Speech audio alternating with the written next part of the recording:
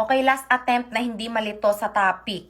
I'll try my best na mag-stick sa topic na ito kasi mabilis akong ma-distract and nawawala-wala agad yung topic ko. So, ayun na nga mga bakla, kahit anong ganda mo, kahit anong sexy mo, kahit pa ikaw ay best in helicopter, kung ang tao na karelasyon mo ay hindi marunong makontento o talaga namang manloloko, maghahanap at maghahanap yan ng iba. It has nothing to do with you. Talagang siguro yun lang yung personality niya or baka hindi kayo compatible, ganun na lang.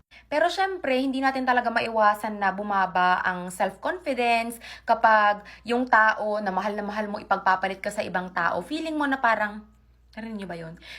Nadidistract na naman. Feeling mo na parang may kulang sa'yo or hindi ka makamahal-mahal. Pero it has nothing to do with you. Makakahanap ka rin ng taong magmamahal sa'yo. Tsaka, alam mo, napaka-importante na pipiliin mo yung mga taong papalibot sa'yo. You only need one person na maniniwala sa'yo at magpaparamdam sa'yo ng mga bagay na yung mga good qualities mo. Halimbawa, hindi mo kailangan ng mga taong magsasabi sa'yo ng maganda ka lagi-lagi. Kailangan mo lang ng isa. May mga tatanong sa akin para ako naging confident. Malaking factor yung josawa ko at saka yung mga kaibigan ko. Kasi halimbawa nasa isang circle ka na yung mga kaibigan mo, mga degree holders. Tapos halimbawa ako, kunyari yung mga kaibigan ko dito nag-aral sa US.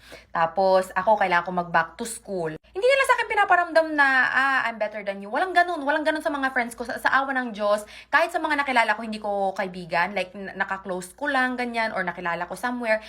Dito sa US, hindi pa naman ako naka-encounter ng like close na na taong magpaparamdam sa akin na alam mo mas ko sa I'm better than you. Or mang ganun. May mga nakilala ako, nakausap ganyan sa mga handaan, yung friend ng friend ko o kakilala ng kakilala ko.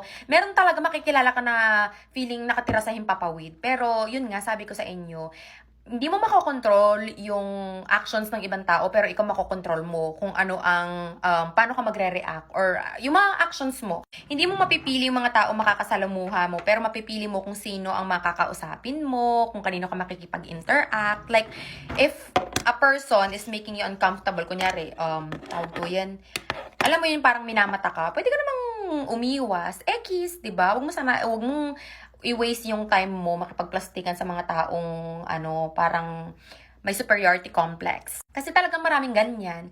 Yung ipaparamdam nila sa'yo na mas magaling sila sa'yo, mas mataas sila sa'yo.